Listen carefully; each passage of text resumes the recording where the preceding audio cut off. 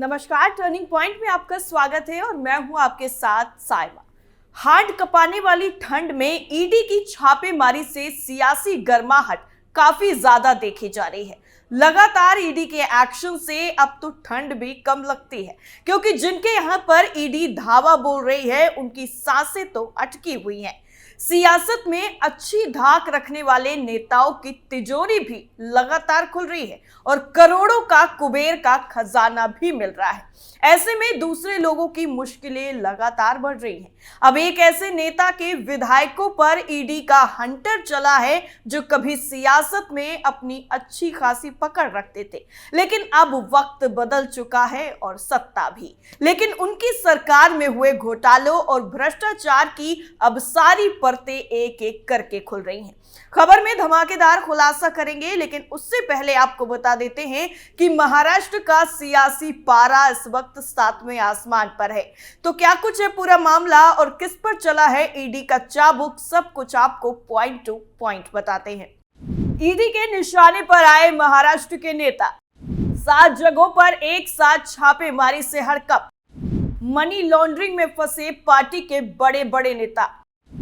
मुंबई से बंगाल तक ईडी के एक्शन से हाहाकार। महाराष्ट्र में एक बार फिर से उथल पुथल मच गई है, लेकिन इस बार नेताओं की पार्टी को छोड़ने या फिर दूसरी पार्टियों में शामिल होने की वजह से नहीं, बल्कि ईडी की ताबड़तोड़ छापेमारी ने महाराष्ट्र का सियासी पारा हाई कर दिया है। एक तरफ तो लोकसभा चुनाव के लिए विपक्षी पार्टियां अपनी तैयारियों में जुटी हैं, लेकिन फिर भी अब तक सीट शेयरिंग को लेकर बात नहीं बन पाई। लेकिन इसी बीच में पार्टियों की टेंशन और ज्यादा बढ़ गई है, क्योंकि महाराष्ट्र में ईडी की एंट्री हो चुकी है। महाराष्ट्र के पूर्व सीएम उद्धव ठाकरे और अब उद्धव गुट के विधायकों पर ईडी का जबरदस्त तरीके से एक्शन जारी है, जिससे उद्धव ठाकरे की मुश्किलें बढ़ गई हैं। दरअसल जो खबर सामने आई है उसके मुताबिक महाराष्ट्र में ईडी की एंट्री ने हड़कंप मचा दिया, और वो भी पूर्व सीएम के गुट के विधायकों पर।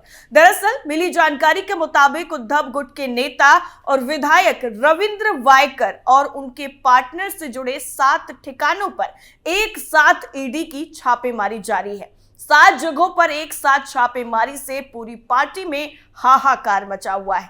दरअसल उद्धव गुट के विधायक अब मनी लॉन्ड्रिंग के मामले में बुरी तरह से फंस गए हैं और तगड़ा एक्शन भी देखने को मिला। आपको बता दें कि भूमि उपयोग की शर्तों में कथित रूप से हेरफेर करके जोगेश्वरी में एक होटल के निर्माण के मामले के संबंध में ये छापेमारी की जा रही है।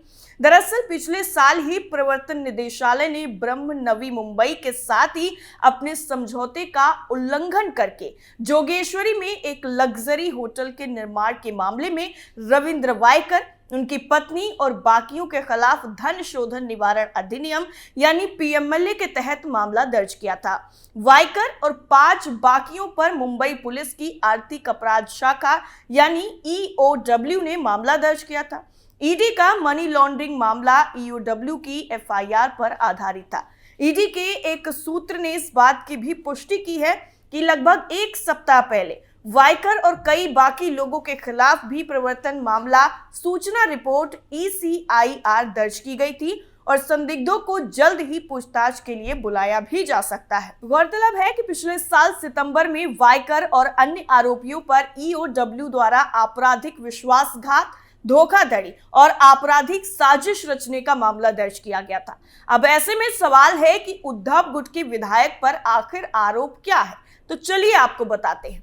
दरअसल वायकर पर बीएमसी खेल के मैदान के लिए आरक्षित भूखंड पर 5 स्टार यानी 5 स्टार होटल बनाने की अनुमति प्राप्त करके ही बीएमसी को 500 करोड़ रुपए का चूना लगाने का आरोप है। वायकर महाराष्ट्र विधानसभा के सदस्य हैं, जो जोगेश्वरी पूर्व विधानसभा निर्वाचन क्षेत्र का प्रतिनिधित्व करते हैं।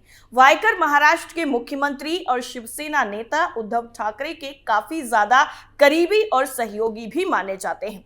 इतना ही नहीं, एक तरफ तो उद्धव ठाकरे के करीबियों के घर ईडी का शिकंजा कसा है, तो वहीं दूसरी तरफ पश्चिम बंगाल में भी ईडी की टीम पर हुए हमले को लेकर ईडी अब बड़ा एक्शन लेने जा रही है, जिससे पश्चिम बंगाल की मुख्यमंत्री ममता बनर्जी भी मुश्किल में आ सकती हैं, क्योंकि अब ईडी के अधिकारियों पर हमला जिसके इशारों पर हुआ था, उस शाहजहां शेख को भी दबोचने की तैयारी ईडी ने कर ली है और तगड़ा प्लान बनाया है।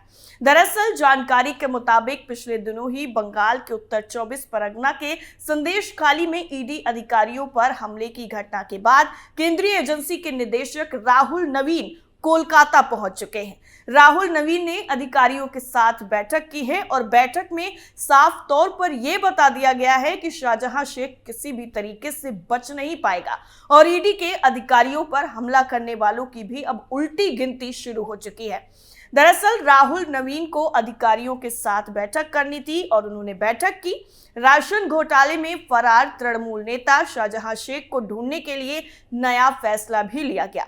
आपको बता दें कि राशन घोटाले में फरार तृणमूल नेता शाहजहां शेख को ढूंढने के लिए जो फैसला लिया गया है वो काफी ज्यादा अहम है। तलाशी के दौरान ही ईडी की टीम पर हमला हुआ था, जिसमें 3 अधिकारी गंभीर रूप से जख्मी भी हुए थे। आपको बता दें कि शाहजहां शेख के खिलाफ लुकआउट नोटिस पहले ही जारी हो चुका है। सूत्रों की अगर माने तो ईडी पर हमला करवाने वाला मास्टरमाइंड बांग्लादेश फरार हो सकता है, इस बात की आशंका भी है।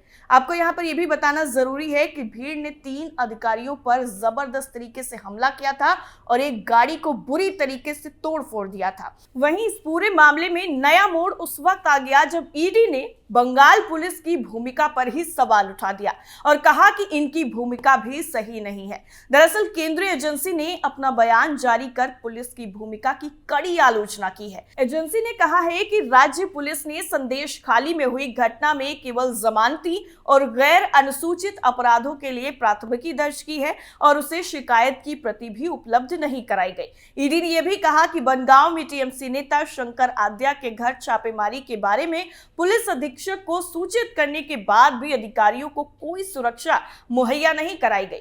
भीड़ ने एजेंसी के वाहनों पर पथराव कर दिए। वहीं दूसरी तरफ इस पूरे मामले को लेकर पुलिस महानिदेशक ने अपने सख्त लफ्जों में कार्रवाई करने की बात कह दी है। दरअसल घटना के बाद बनगांव थाने में शिकायत भी दर्ज कराई गई, लेकिन अभी तक उन्हें जब कॉपी एफआईआर की नहीं दी गई तो मामला संदिग्ध हो गया।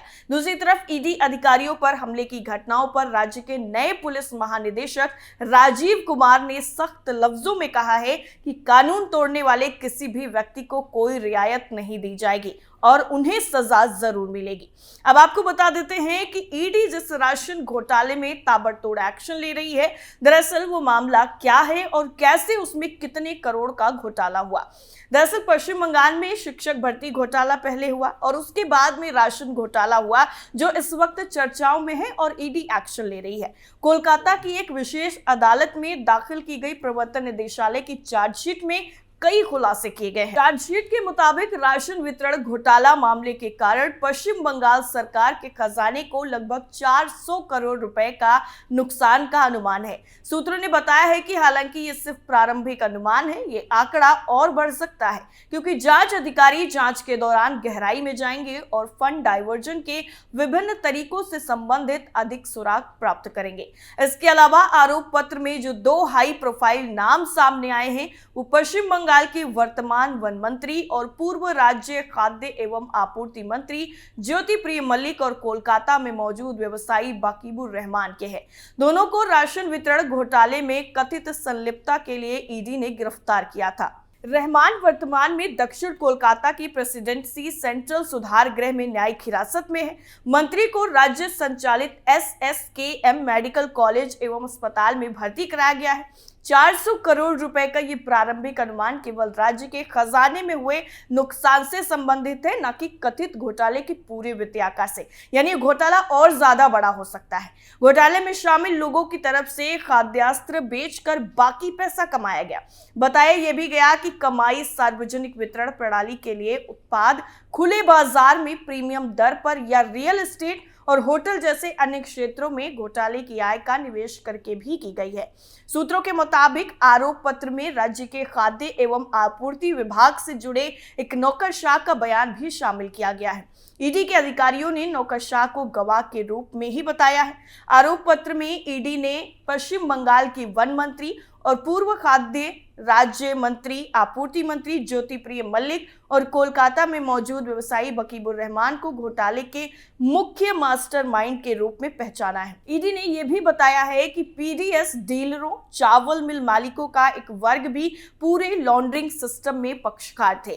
केंद्रीय एजेंसी के अधिकारियों को राज्य के खाद्य और आपूर्ति विभाग के अधिकारियों के एक वर्ग की संलिप्तता के बारे में भी जानकारी मिली है। ये देखते हुए कि रहमान के कब्जे से बड़ी संख्या में विभाग की आधिकारिक मुहरें भी जब्त की गई थी और अब इस मामले में ईडी का एक्शन चल रहा है। साथ ही साथ महाराष्ट्र में भी शरद पवार के बाद अब उद्धव ठाकरे के गुट के विधायकों की मुश्किलें बढ़ गई हैं।